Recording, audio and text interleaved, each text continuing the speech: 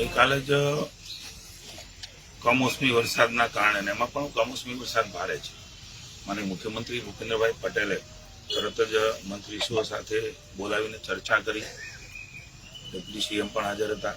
માનનીય હર્ષભાઈને નક્કી કર્યું કે જે જિલ્લાઓમાં વધારે વરસાદ છે ત્યાં તાત્કાલિક મંત્રીશ્રીઓ પહોંચી ગઈકાલ રાતે જ બધા એ વિસ્તારમાં પહોંચી ગયા છે.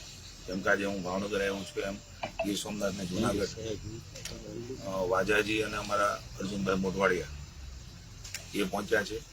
અમરેલીમાં કૌશિકભાઈ વેકરિયા પહોંચ્યા છે. નરેશભાઈ તાપી જયરામભાઈ પહોંચ્યા છે.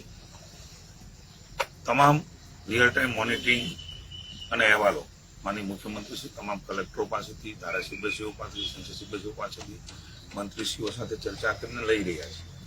તરત જ સ્થિતિનો તાગ મેળવવા માટે આજે ભાવનગર જિલ્લામાં હું અહીંયા શિહોર તાલુકામાં ખેતરમાં પણ આવ્યો છું. ખેડૂત પણ જીવાભાઈ અમારી સાથે છે. કુદરત રૂટતી હોય છે ત્યારે આપણે જાણીએ છીએ કે ખૂબ મુશ્કેલી હોય છે, પણ સરકાર તરીકે સધિયારો આપવા, સમજવા અને કેવી રીતે એને સધિયારો આપીને સહયોગી થઈ શકાય એ માટે થઈને માત્ર 5 જિલ્લા પૂરતા નીકળ્યા છીએ જ્યાં વધારે વરસાદ છે. પણ તમામ જિલ્લાના અહેવાલો હું ખેડૂત મિત્રો બધાને કહેવા માંગુ છું તે જોડાયેલા છે. તમામ રિપોર્ટો, પ્રાથમિક અહેવાલો જે પણ મુખ્યમંત્રીશ્રીએ તાત્કાલિક સૂચના આપી છે એ આખા સ્ટેટ મોનિટરિંગ સેલમાં ઉપર નજર રાખી રહ્યા છે, ચર્ચા કરી રહ્યા છે અને કેમ શું થઈ શકે એના માટે બધી જ બાબતોની ચર્ચાઓ કરીને અંતે એ કેવી રીતે ફરી વખત ખેડૂત બેઠો થાય એની ચિંતા કરવાના છે. આજે અમે અહીંયા આવ્યા છીએ.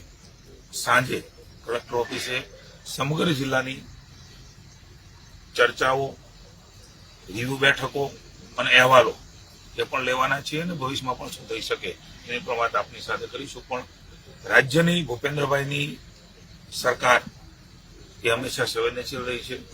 ખેડૂતોની પડખું આપીને એમને મદદ કરવા માટે સંવેદનાથી, લાગણીથી એમની સાથે ઊભી છે. એટલે હું આપ સૌના માધ્યમથી તમામ ખેડૂત ભાઈઓને હું વિશ્વાસ અપાવું છું કે ખૂબ સંવેદનાથી આ સરકાર જ્યારે કુદરત આ પ્રકારે કમોસમી વરસાદ રૂપે ઉઠી છે ત્યારે તમારી સાથે ઉભા રહેવા માટેના તમામ પ્રયાસો સરકાર કરશે.